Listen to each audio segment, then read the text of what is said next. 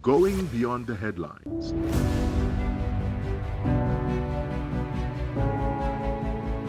Asking the questions you want answered. Exploring government policies and how they impact you. We are delving deeper.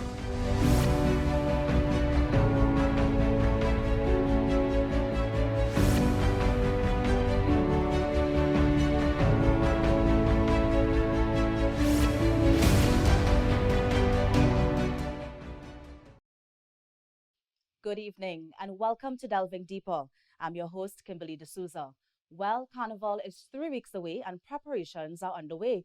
And so joining us to talk more about this, of course, is Chairman of the National Carnival Commission, Mr. Winston Gypsy Peters, Education Officer at Pan Trinbago, Mr. Marcus Ash, and President of the Trinidad and Tobago Promoters Association, Jerome Rome Precia. Gentlemen, good evening. Good evening. Thank you so much for joining me this evening. Thanks for having us. Yes, of course. I know it's lovely when all three of you all could get together, so I hope you have a rich discussion. But I'm coming to you first, of course, Mr. No Peters. problem. I know you saw the report. Everybody saw the report that I think some steel beams went missing at the North Stand. And of course, that has halted construction at the venue. Can you provide an update on this? Yes, I can. The thing about it is that the steel beam of itself did not halt the construction. Let me make that clear. And the other thing, that the other misconception out there is that the beams were stolen from the savannah. That is also not true. Actually, the North Stand has been in mothball for the last 5 years or so. And nobody don't know exactly when these beams went missing, if it ever got to the warehouse in the first place, because it's been there without anybody checking on it. So it's only now that we are taking it out after 5 years or so and reassembling it, that we realize that these things are missing.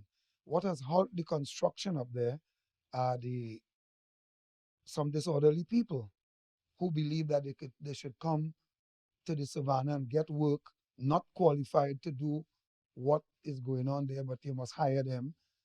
They think that they should get paid much higher than anybody else. And so it's in a way it's extortion. Just to use Rule's word. I'm glad we have everybody here. in a different, Yeah. because they're trying to extort money from people, and that's what is halting the whole thing. But I think that we have it under control now because the police has intervened, and we have some protection up there, and it's work to be done that has to be done, and there's a time frame in which it has to be done. So now they're going to double whatever we had to be doing. If it was going to take 50 men, now it's going to take 100. And if it was going to take 2 days, now it's going to take 4, and that kind of thing. But that's what halted. So just to confirm, these steel beams may have been stored in the warehouse at the Savannah and it went missing, or No, we have a warehouse off-site. off-site? It's in Sawa, and that's where these things are stored. We have a lot of things stored there in these warehouses. Are they protected? Because I'm just wondering, what was the process? It is involved? supposed to be protected, Yeah. but in Trinidad and Tobago, iron seemed to be a bad word.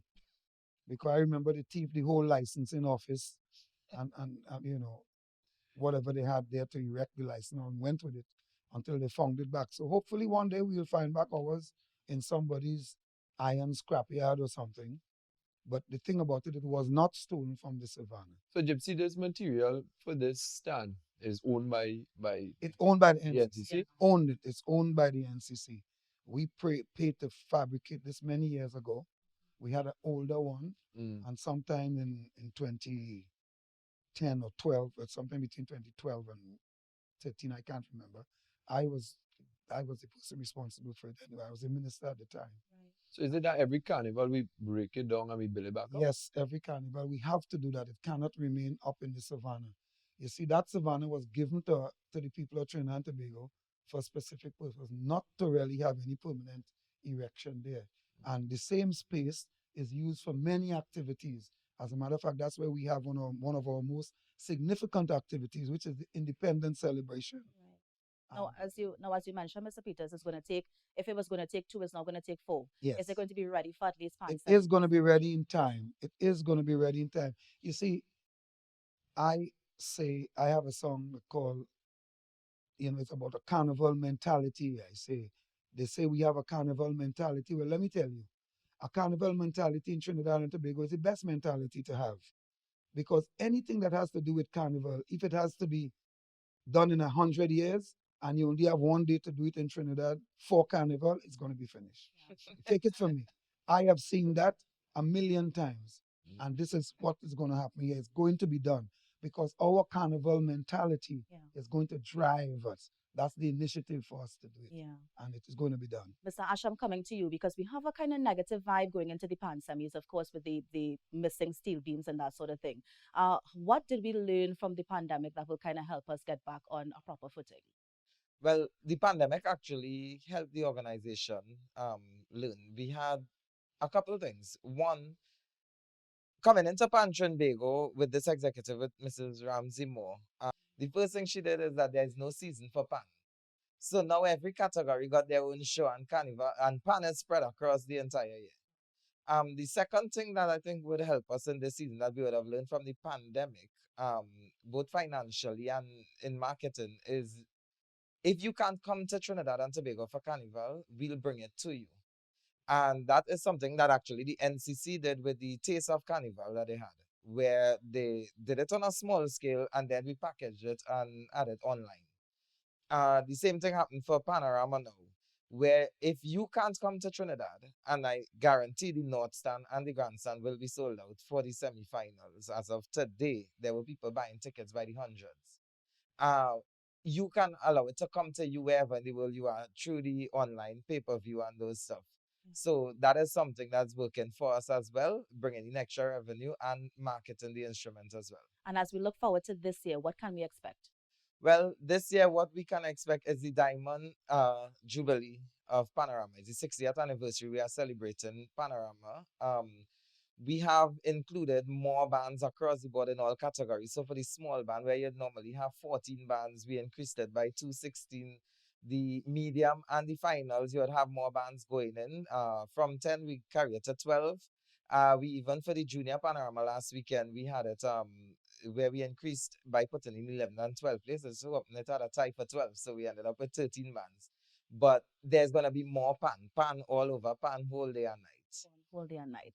What about the greens? I was just about to ask, yes. Greens is back. So, what y'all feel about the greens being back? Because I know some people, I used to go to the greens all the time, and some people would say that the people in the greens, they're rowdy, they're disruptive, and they're disturbing the pan itself, and they're not really listening to pan. So, what y'all feel about the greens being back? Okay, as Marcus Ash, I'll have to separate myself from being on the board of Pan Trinbago now. Yes.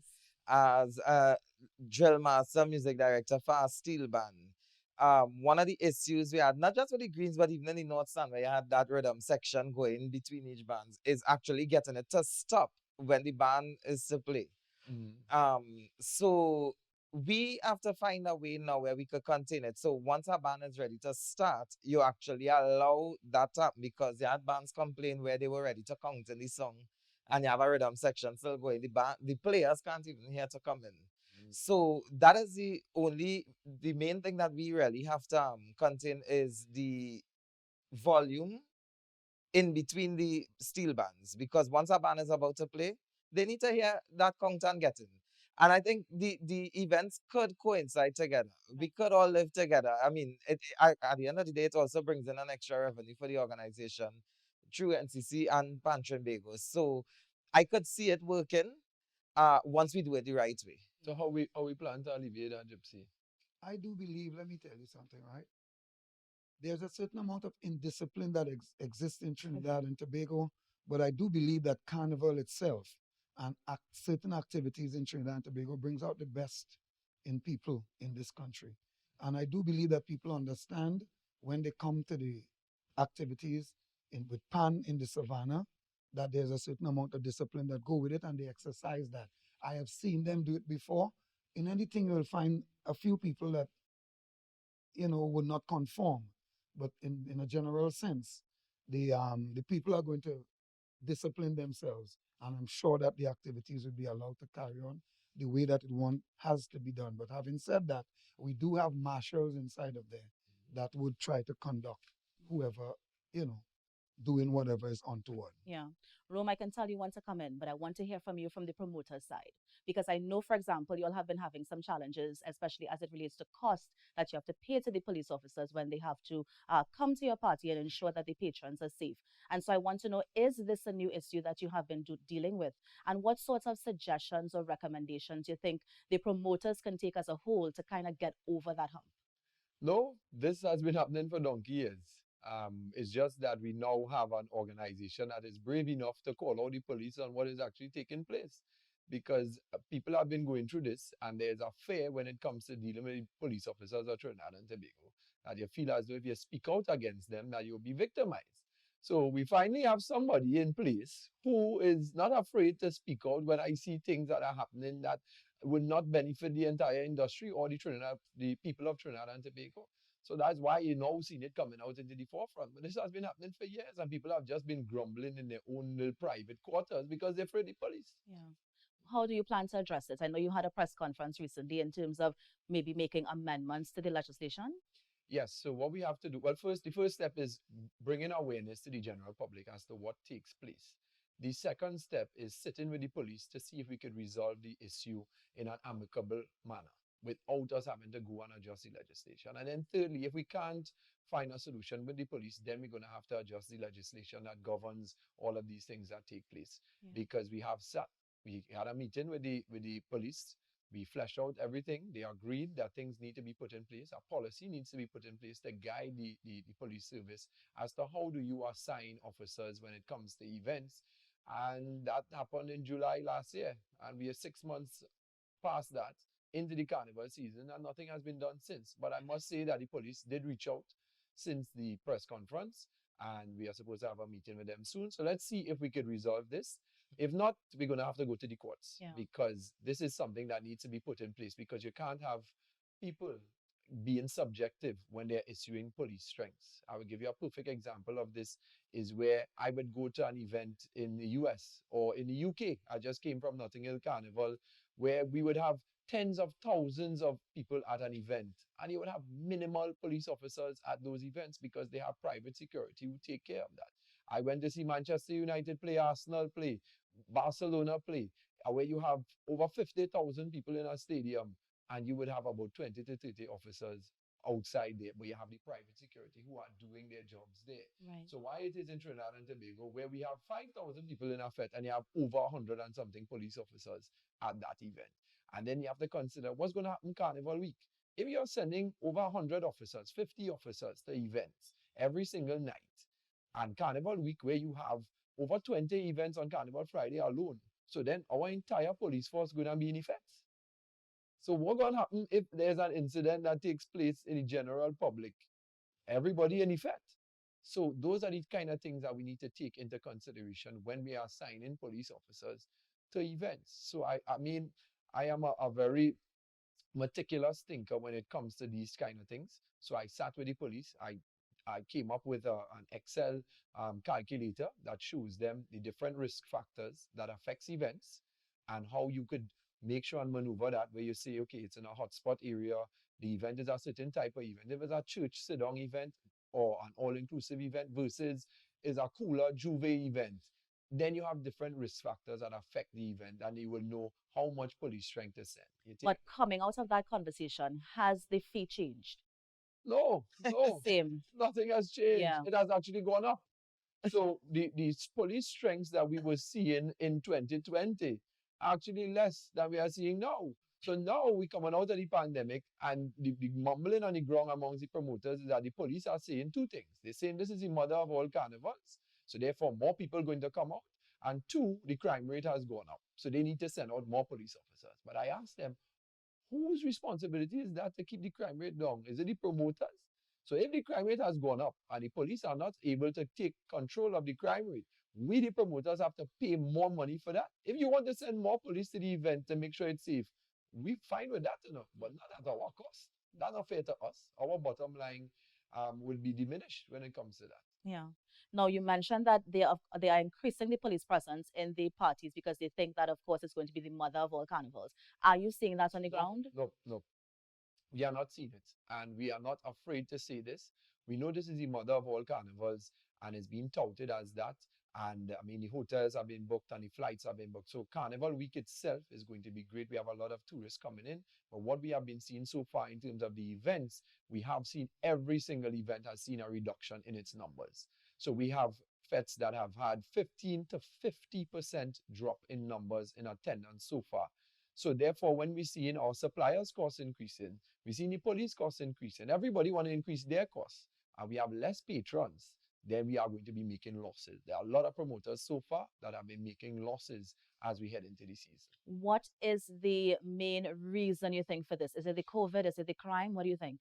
It's a combination of different things, but the first thing for us is the economy. People don't have the money that they would have had before the pandemic. A lot of people have lost their jobs. People are still trying to bounce back. Even companies, when it comes to sponsorship and sponsoring events, have cut their budgets drastically because companies are now recovering after COVID, after they all got that hit. So we have been seeing that decrease in the economy, and the economy is now climbing out of it. I just heard the Prime Minister saying tough times ahead. So we know that we are in tough times now. People don't have the money, the disposable income that they would have been able to spend before on fets, where a man would say, boy, I'm going 5 fets to the carnival. Now he might have to pick 2. And we have been seeing those drops. Yeah. Also, you would have things like the crime would affect that, where people would be not feeling as safe as before. And then you have COVID. With the more mature audiences, they would be the ones that would be a bit more concerned about the COVID than the younger ones. So that is a combination of factors that would affect. I'm coming across to you. Well, I was coming across to Marcus, but go ahead, Mr. Peters. I just want to ask you, do you believe that the prices to go to FET now are affecting the amount of person that could look at? People have to, when a man could have just think a FET was $500, so you could think, I'm going to 5 FETs, you know, Yeah. me and my girl, or me and my wife, or me and whatever. Now, when you have to pay $1,200 and $1,500 to go to a FET, he had to choose which one to go to. Exactly. So I believe that. Mr. Peters is right, is that the FET ticket prices have also gone up. And again, this is just a domino effect. Because the cost of living in Trinidad and Tobago has gone up, whether people like to admit it or not. Food has gone up. The cost of gas has gone up. Therefore, all of our suppliers who will be supplying food to the all-inclusive events, they can't give you the same price. So their price is gone up. The drinks gone up. The fuel that the suppliers would have been using, they send their prices up. So all of our prices in terms of our expenses have gone up. Again, as I now mentioned, the police, they increased their strength, so their prices have gone up as well. So everybody increasing their prices. So no way the promoter could keep his ticket price the same, especially when the number of patrons coming to the event is less. So in terms of the business, the economics of having a FET, if you keep your FET price ticket the same as it was in 2020, you're going to bust. You're going to make a loss. I'm coming to you, Mr. Ash, because I wanted to know, are we going to see an increase in the price as well of panorama tickets? Because you mentioned people have been coming by the droves to buy tickets. Are we going to see that increase in price, or how has the response been thus far? I don't think there was an increase in the price, but the response has been good in terms of the sales. We just concluded small bands, and all printed tickets that we had available were sold out before the show was midway. Actually, we had to make up bands for persons to come in terms of the medium and large, with the semi-finals and the final tickets, that is going crazy, especially like with the announcement of the North Stand coming back. I think we had corporate TNT was the first set. I want 100 tickets. This one want 50 tickets. This one want 300 tickets.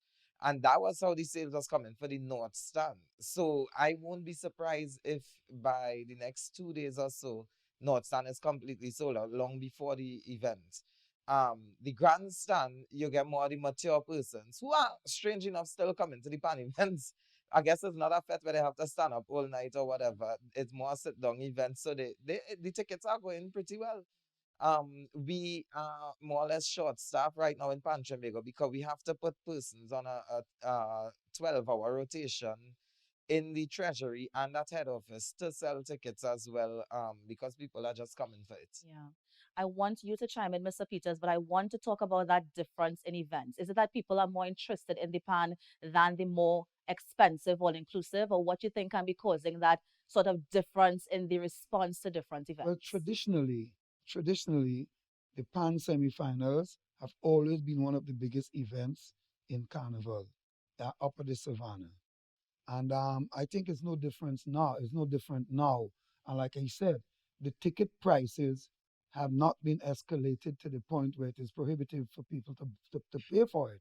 So because pan is really a lot of a lot of everybody, but a lot of grassroots people, little people. I mean, the CPEP worker could afford to buy a ticket for him and his family and whatever to go in there. And I think that makes the difference. And then pan is indigenous to us with a certain different connotation in terms of the song to people. Pan is ours. That makes it, that connotation of itself makes it totally different and make people want to gravitate to it. And that is what it is. Um, I do believe, though, however, that the promoters, when as the season carnival draw closer, and most of the foreigners are in here, right? Because now we have a lot of online tickets that are not even recognized yet in the system in terms of being presented here. That is going to show a difference at the bottom line. So is it that we're expecting more sales during that Carnival week period? Yes. That is the premium sale time for basically everything because that's when it's done. Like, take for instance, we have the NCC. This is the NCC direct NCC production, the Brass Bacchanal on Carnival Monday night. That already is subscribed to, and the prices for that hasn't gone up enormously. I mean, we did raise it by $25, but that is affordable to an ordinary family who makes it an all-inclusive for themselves because you could bring what you want. Anything that is legal, you could bring it in there. So those things, all these little things makes Panorama what it is and makes things like Brass Bacchanal what it is. Affordability, helps. Only that, Especially in these. Gypsy, I feel like with pan, as I was mentioning, people, if you say you were going to 5 fets or 5 events for the carnival, now you have to choose. And pan semis is one thing you will surely choose. Yeah. As well as Calypso Fiesta, if you are a person into the culture. Yeah. Those 2 events are staple events. So the man who would have gone to plenty things, now you have to choose a little bit. So the bigger events will be able to pull the crowds. Yeah, and they wouldn't suffer as much. I get that. Now, I'm staying on you, Mr. Peters, because I want to know what sort of lessons the NCC learned during the pandemic. Yes, we had the virtual showing. Yes, we had little things in pockets, but what lessons were learned during that 2-year period? Well, during the 2-year period, we have learned that we can put on a safe show in a pandemic environment as we did. As a matter of fact, our taste of carnival was used as one of the yardstick to open up the country. Because after our taste of carnival, as much as people laughed at, some people that is, laughed at some of our pods that we had there and couldn't understand why we were building these squares for people. Big pen. They called it they called it all kind of things. But I want to tell you, right? Let me say something to you. I'm a well-traveled person. And I think that traveling is one of the best education that you can have because it's enable you, especially when you're in position of authority, in position of responsibility. You look at things that you can bring back to your country and make it a success that you can do. And that's exactly what we did during the pandemic. We learned that we can have it safe. If you want to come with your 10 people who you believe are safe, you are isolated from whomever. And we learned to do these things. We also learned to do better online things, to make sure that we have these things there and sell it online that people can see, do virtual things because basically now we live in a virtual world. I think just now we ain't got no courthouses in Trinidad and Tobago because everything now is virtual court, virtual school, virtual everything. I don't know what else they're going to do virtual just now, but those things, I guess everything is going virtual. Yeah. So the thing about it is that I believe that we have learned to exist under adverse conditions. And so now we can do certain things, even though these things reoccur, if we don't want them to. We can find a way to do it because we have learned from that. Rome, I'm coming to you. Promoters. I mean, I know a lot of the artists would have pivot, as they say, and found ways to do their own things during the 2 years. What were some of the lessons learned? The biggest lesson I think everyone in our industry would have learned is to eat little and live long. Because that was a wake-up call for all entertainers, all promoters, everybody in the industry. it made all of us look back at our lives and realize that you have to be able to put things in place financially in order to make sure you could survive in this world, because you never know what is around the corner. A lot of things happen virtually, as Gypsy would have mentioned. We tried it in terms of having the fets online. Our format of events didn't work for that. So the concert type events did work, where you would have the The Queen's performance. Hall and Yeah, those things worked in the pandemic, and we were able to televise it, and we reached much larger audiences. Where a fete could hold 5,000 people, we reached audiences of over 100,000 people when we were streaming some of the events. So it worked in that aspect. Well, when it came to the enjoyment of it after a certain period of time, the novelty started to wear off. So because you went into a 2-year hiatus, after the first year of people watching these things virtually, watching our fete, we missed that element of that human interaction, especially for the performers. It's difficult to stand in front of the camera and say, put up your hand and wave, and nothing ain't moving. Yet sometimes the performers, you feed off the energy of the crowd. Human interaction. Yeah, that human interaction. So we missed that. So I mean, our technology would have been advanced during the past 2 years in terms of a lot of people have turned to online ticket sales now, which is great. We would have seen a lot more televised events, so we're reaching some of those audiences. The marketing would have improved a lot as well, because a lot more people learn the social media if you didn't know it before. Some of the more mature promoters. Even we at the NCC, Yeah. we have learned that the ticket sales are better done online. Online. So we have had some portal that we are doing that with now. There's always some good in every event. Yeah, We once you're definitely willing to did learn. learn, Yes. but we learned that there's nothing that could replace the human interaction. Mm. So we glad it back. We glad we back out. Yeah. Mhm. I see Gypsy laughing. Yeah. I think he's glad for the in-person as well. Yeah. I mean, you go and entertain somebody in front of a camera. It's totally different to entertaining 10,000 people Yeah. or 5,000 people that you can feel, touch, see, that warmth. Yeah. Yeah. Yeah. You know, as you talk about the human interaction and the return, let me just offer my condolences as well, Gypsy. I know you lost your wife, Yes. and as a result, we're not having the carnival tent this year. Not having the tent, I Yeah. can't. My heart and mind and I have so many other things that keeps me busy. So no, I'm not having it, but it's going to be back. It's not gone anywhere. It's going to be back, and I'm just taking a little hiatus this year to make sure that I kind of consolidate myself and my other things that I have to consolidate. So, and I thank you very much. And let me take the opportunity to thank all the other persons around the world who have sent their condolences to me. I never even know I was, admired and whatever by so many. As a Calypsonian and example king, come on. So many, in so many parts of the world, including where the war is in Ukraine. Wow. I was so surprised. Imagine I getting condolences from Ukraine. I say, wow. Now I want to switch gears a bit, because I know that one of the hot topics as well was the amount of money that government invested in Carnival, that $147 million, right? What is the benefit, or what does NCC plan to do with that, and how is that going to benefit the average citizen? Well, let me explain to you. It benefits the average citizen more than anybody else. First of all, I want to tell you that Carnival is the largest temporary employer in Trinidad and Tobago. The largest. Carnival in one pan side, just one pan side, employ more than 100 people. That's just one. And on any given time, you have many, many, many. And I'm just using that as an example. All the infrastructure that you see going on everywhere, it is very small people who can't read. Some of them, they can't write. They have no other means of getting a job during the year. They depend on what the NCC is getting to spend on them. And as we on that, I want to tell you that the NCC is embarking on something called Carnival Education. And why we need Carnival Education, I'm glad I have this forum to talk about it in a way. Trinidad and Tobago is the only place in the world that has a product called Carnival that we have exported to every major country in the world that want it, and more countries want it.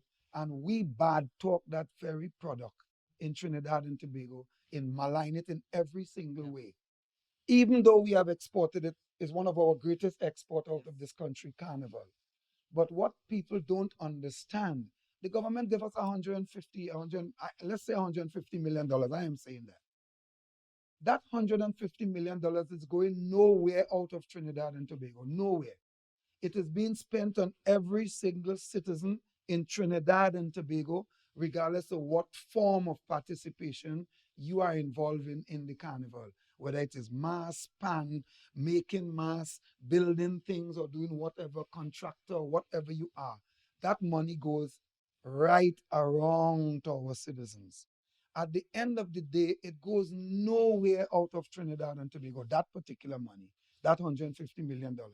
Only thing that it does is make the people of Trinidad and Tobago who either get jobs or who enjoy themselves or do whatever make them happy. What happens there is that with that money that we spend, we bring in hundreds of millions of dollars in foreign exchange to this country just during the course of Carnival and a little after and a little before.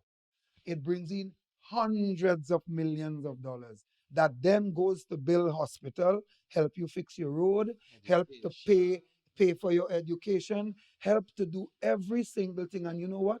Your $150 million is still in circulation in your country. But Mr. Peters, you mentioned that people, they say bad things about the products because there are some challenges with it. It needs to be a revamp. What is it? Some of the challenges in terms of people not getting paid on time. Sometimes well, again, let me I ask explain you to about you. When the government say that they're giving you $150 million, doesn't mean that tomorrow morning the government is going to come and give NCC $150 million. These things are done in trenches. These things are done at a certain way. And remember that the government have to find the money somewhere in order to do this as well, you know. So it's not that the government have that just sitting down there and say, look, you know, Gypsy, look at $150 million and take this and do whatever for Carnival. No, no, no. There are lots of, this is why I'm talking about the education of Carnival that we have to do. Because all people need in Trinidad and Tobago is really the education of Carnival, you know. They know Carnival is there, but they are not educated to the importance of Carnival to Trinidad. They still believe that in Trinidad and Tobago, Carnival is just about whining and jamming down and doing whatever. It is not that. Carnival is all about economics. It is a time of economic activity. It is a time when the people of Trinidad and Tobago, especially the artistic fraternity of Trinidad and Tobago, gets a fillip that they can keep on moving, and this exuberance that they have inside of them all the time comes out, and it comes out and spreads into all the people of Trinidad and Tobago, including the religious fraternity that don't like Carnival at all, and they malign it more than anybody else. They contribute to Carnival. Just let me finish this. I'm glad you asked. They contribute to Carnival in no small way. They don't even know how much they contribute. When they say they don't like Carnival, and they go in now with something called Carnival Camp. So they take all the people, all the religious people who hate Carnival, and they go to the beach. But here what they do when they go into the beach, they go in the grocery and buy out everything. They go and they hire all the maxi taxi. They go and they go out outside and they rent out all the beach houses all over Trinidad and Tobago. They rent spaces where they could put up their tents and stuff. Hadn't it been for Carnival, all that would never have been done. Never. Because they would have been one place. That is all that is called the economic stimulus of this thing that we call Carnival and malign it. Marcus, chime in. I couldn't agree anymore from what is being said there. I think people really don't understand the economics of it. From a corn soup vendor, the little boy selling bottled water there. Because of the $150 million, everybody could make a cent. It's more about economics than anything else.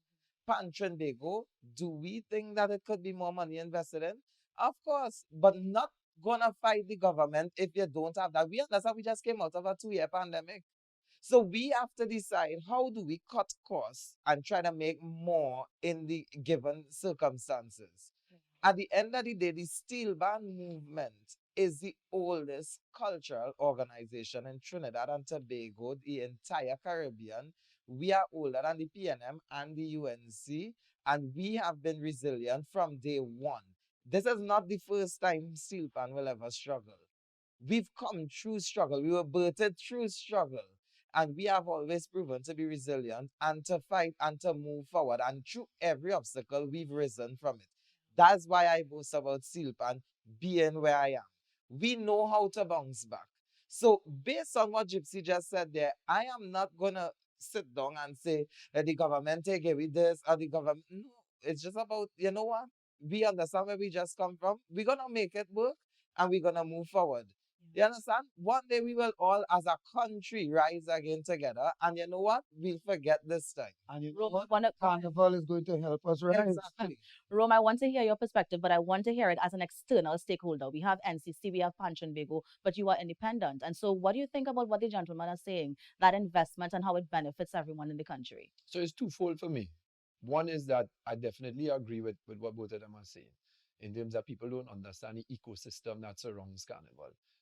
The trickle-down effect, the ripple effect from the hoteliers to the flights to the average person on the street, as you mentioned, the corn soup man, the hairdressers, the barbers, everybody benefits, the taxi drivers, all of these people make up what we call the ecosystem of our industry.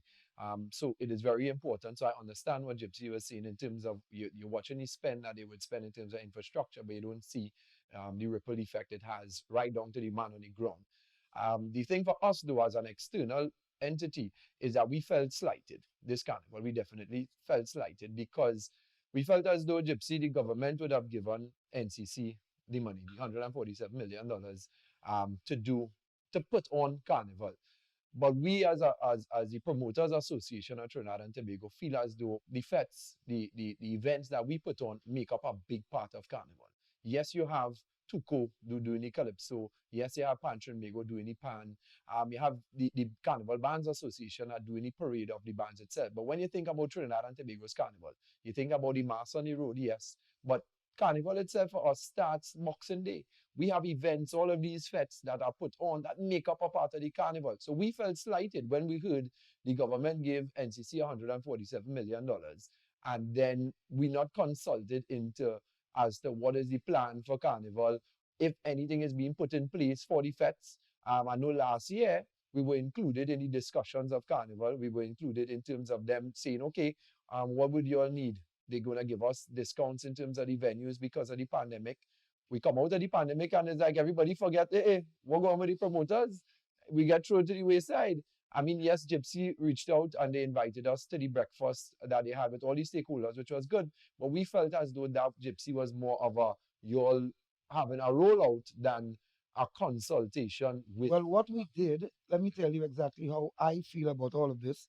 I feel that the NCC, the government, through the government, has created an atmosphere for the promoters to put on what is their private things and do whatever they want with it. Because at the end of the day, the promoters' things are private. Those are not the same thing as Pancho and Bego. They are not the same thing as Tuco. They are not the same thing as the mass fraternity. They are private entities that operate within the sphere of carnival. And they have to find their own private way to do their private things.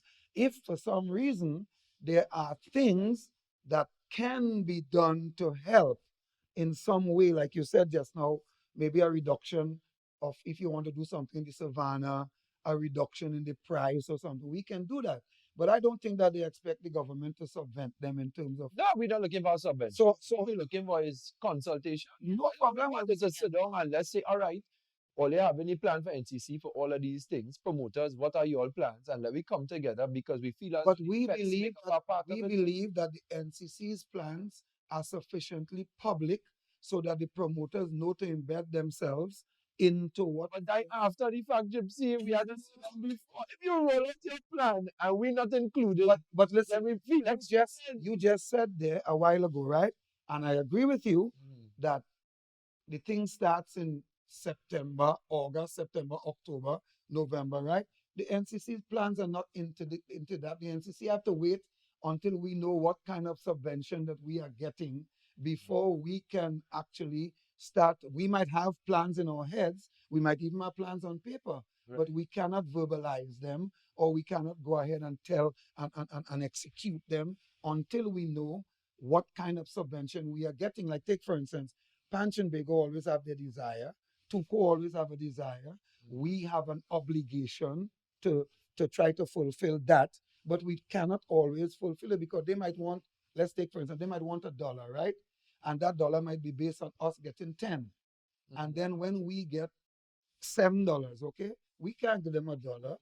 So we have to curtail that. So we have to wait until we know exactly that the yellow book says X, Y, and Z. And then we would know exactly what we can do. So that is why that would. I guess moving forward, though, the point that Rome is making is just include them in the conversation. Yeah, include them in the conversation. No, well, you see, as let me things explain happen. something. We have no obligation to include Ah, private yeah. people into an into. We have no obligation to do that. These are private entities that are not accountable to us. Pan Trinbago is accountable to us. Tuco is accountable to us. They are not accountable to us. They could get up any morning and say, we're going and do X, Y, and Z. And we got So it doesn't fall under him. under Yes, no, exactly. and that's why we felt slighted. Wasn't that we felt slighted with the NCC? You know, this is not Gypsy's fault at all. We felt slighted by the government. Is that if you have a Ministry of Tourism, Culture, and the Arts, they are the ones who really in charge of this whole thing, or the carnival product itself. NCC falls under them, yes. But if the Promoters Association is part of the carnival product, just as they would have held a meeting last year, because Gypsy and they would have been there. Gypsy we were in all the carnival stakeholders were there, and we were mapping out what we were doing. Every year, that should take and we did that because of the circumstances that existed, and we wanted to do the taste of whatever it was, and we wanted to they wanted to have what is called a consolidation of all the things that we wanted to do. So that is what we do in that. But there is no obligation. Yes. But again, it is for us, for me, Gypsy, in terms of the carnival product, is a tourism product that puts Trinidad and Tobago on the map. And I don't think we should be operating in silos moving forward. Yeah. I think there should be both private sector and public sector coming together and sitting to see how we could develop the carnival product as best as we could to market it out there, to make sure that we always number one. Because we can help NCC in terms of giving advice. We can help them in terms of having promoters, help them to promote some of the events. Because, and there's something, Gypsy, that we have been raising with you all before. I mean, not in a forum like this, right? But we have been seeing some of the events that would have been put on. The numbers have been dying in terms of some of the NCC events. And this is not this us being real. Well, none of the NCC, none of the NCC not events NCC events, but is dying. right. All our events, which is Pan, Mass, Calypso, have retained their sustainability.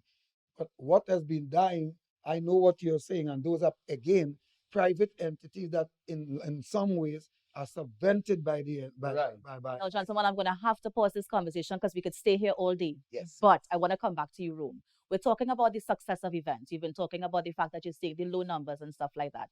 Walk us through what it takes to put on a successful event.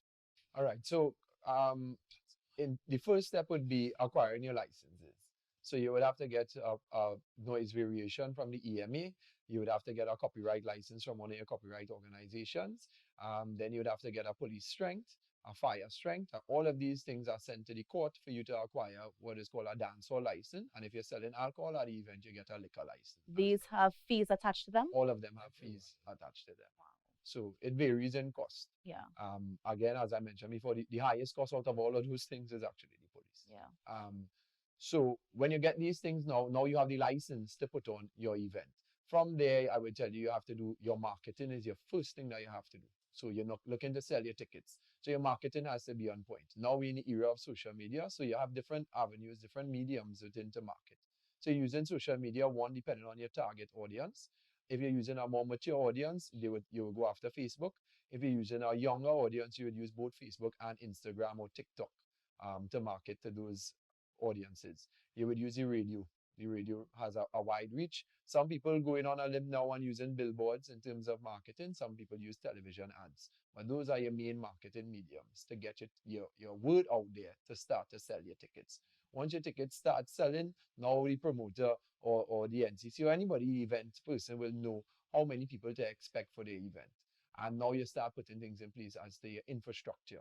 So you would have to build your stage. You would have different types of events, whether it's a Juve event, whether it's a Pan event, any type of event, you'll have to know how you're going to manage your stage, have your performances, and then what type of event in terms of, is it all-inclusive? Is it free drinks? Is it a cooler event? Is it a concert type event? So then that would factor into your cost that you're giving for the ticket value as well. So you set your ticket price, you market it, you sell your tickets, you're sold out, and you make a profit. And easier said than done. Easier At what point do you approach like sponsors and those things? Mhm. If you, Right. So what we would do now is based on your marketability of your event, then you would be able to attract sponsors, private sponsors to the event. So what sponsorship really is marketing spots that you give out at your event. So let's say I throw in a big fete that is going to attract 10,000 people there. What a sponsor would see is 10,000 eyes that can see their product. So it comes as though a sponsor would normally buy a billboard on the highway and they would know how many eyes seeing it. When they come to the event, the sponsor is buying a spot at your event to be able to advertise their product. The difference between a billboard outside and an event is that a lot of sponsors get to do sampling executions at the event. So especially drinks. At that point in time, if you have a brand new drink or a drink that you want to remain number one with, you pay money to come into the event, to buy real estate, to do an execution. And now the patron could taste this drink and interact with your product, that they wouldn't get to interact with it on the radio or on Instagram or on Facebook. But Mr. Peters, in terms of profitability, so for example, people might be coming to the March Gras now because they missed it for 2 years. But for the past few years, before the pandemic, we were seeing a decrease in how many people flock to the Savannah to watch the March Gras. And so how are you going to turn that into profits for the NCC? You know something, the NCC, right, doesn't create profits for itself. The NCC creates profit for the exchequer. That is where the profit that NCC brings into this country goes. Every plane ticket that is bought here, the government collect taxes on it. Every bottle of rum that is sold here, the government create taxes on it. So what we do as NCC, put on all the things that the government give us is $150 or $47 million to do, so that we can create the atmosphere to bring in these people that the exchequer can see the profit. The NCC doesn't make a lot of profit on a lot of the things that we do. Yeah, but Gypsy, some of them events need work, man. Which is what I'm saying, yeah. I was a youth growing up watching the March Gras. I just stop playing like we playing, we good like talking to your play. Yeah. I would have gone and watched the March Gras as a child. And the March Gras was packed. So what I'm trying to say is we have seen a decrease. Can I say Yes, something? Go ahead. At the time when you watch the March Gras as a child, right? As most other things in Carnival in Trinidad, on the March Gras night, all it had for people to go to was the March Gras. As strange as that might sound. A lot of the other things that happen in Trinidad and Tobago, Calypso tents, right? At a point in time in this country, when Calypso tent used to be open in December and have 3 shows a night, that's because all people had to go to at that particular time was the Calypso tent. Today, on any given night during Carnival, you have 10, 15, 20 activities that you can go to. So it is so divided, and people continue to forget that Trinidad and Tobago is not, let's say, New York City that have 20 or 18 million people. Trinidad and Tobago have 1.3, 4, or 5 million people, depending on what it is, because I don't think anybody know the real amount. But let's say it have 1.3 million people that live in Trinidad and Tobago. And then we bring in another 50 or 60,000 people during Carnival. That's all we have. And all these people are divided into all these amount of things today. Long time, if these same amount of people come in here, the March Gras will be full every night. And every other thing that stand alone, including the fetes. Long time when a fete have 500 people in it, that was a sold out and big fete. Nowadays, when a fete have 1,500 people in it, bus. Because fete have 3,000 people in it. A mass band used to have 400 people, and that was a big band. Today, that wouldn't even be qualified as a medium band. So I'm telling you, it is the time that has changed, and everything that we do today is divided into so many different, everything that we do is divided into so many different segments that people have all these choices. So some things would score on some nights, and some things just would not. Some things that people have become accustomed to, like everything else, has a shelf life. You have to continue reinventing it. We try to reinvent it as much as we could. Nobody could say over the last 2 carnivals or 3 carnivals that we have, the March Gras wasn't put on as an international show. It was. And it started growing. It started growing. But at the same time, this pandemic thing come about. We have to restart all what we're doing here. We have to rethink because it is not a standalone thing on that night. It is not. So that's what makes the March Gras. I think what needs to happen, in my opinion, is that we have to reevaluate all of these type events because, in my opinion, I love Calypso. I am a person You're of a culture. Calypsonian? Well, right. I'm a Calypsonian, come on. I love Calypso. I wasn't the biggest fan of steel pan when I was younger, but now I love the steel pan. I love extempo gypsy, and I went at it and cut my tail. But I love the stick fighting, and I Yeah. love these Be brave. cultural elements of Trinidad and Tobago's carnival, and I think that is what makes us so unique compared to any other carnival or any other type of event in the world. So it actually hurts me when I see the numbers dwindling in these traditional cultural events. Yes, of course, I Marcus. want to just add something. When numbers dwindling, you as the person in charge or whoever need to take an interest in yourself. Every month there is some major pan activity going on. Since August, we had Silver Month, into Steel Fest, into, you understand, single, small, junior panorama. Where you got an audience for all of this? And she told everybody, I am featuring you as a standalone show and you gotta help yourself sell too. Mm, You want our audience? Every steel band had to take 10 tickets mm. or 20 tickets or whatever. It didn't end there. All executive member, I still owe in Pancho right now. The ticket, you understand? Hold these tickets. You're going to make sure and get them out here. Staff members, everybody, tickets, everybody. So what I'm Sponsor. hearing is that So you you have to have a take strategy in interest terms of in bringing your people minor back to the venues. business. And Yeah. that strategy is called a help yourself strategy. And once you mind Yeah. your business, to me, I mentioned that these small bands, all the tickets were sold out. Yeah. Yeah. And I want to, at this point too, I too would like to commend your president, Beverly Ramsey Moore, because since she has transformed Pantry and Bagel Rally, and she and her executive have done a magnificent job in terms of what they have done to do the turnaround. And I commend her. She and I do always see eye to eye. We fight. You know, We fight like, Marcus like says dogs we and know. cats. Yes, yes. But that's my We've heard friend. the conversations. That's We my know. friend. Yes. That's my girl. And I love what she does. Yeah. And anybody who has a passion for anything gets into things with people because your passion overrides their thinking and they can't see it. They can't understand it. Like when I tell them, me and my board had a problem, and I tell them I'm going to do this brass bacchanal. I mean, if I wasn't adamant, we wasn't going to have nothing Carnival Monday night. As a matter of fact, we're going to have something Carnival Tuesday night. Now, gentlemen, before we close, final thoughts. Mr. Peters, you first. My final thoughts is I want, just like we said, Carnival 2023 to be the mother of all carnival because we're coming out of all of this. I want the people of Trinidad and Tobago to understand what carnival means to us. Carnival is not a bad thing to Trinidad and Tobago. It's a great thing to Trinidad and Tobago. It feeds us, it clothes us, and it builds things for us. And I want them to start to understand that.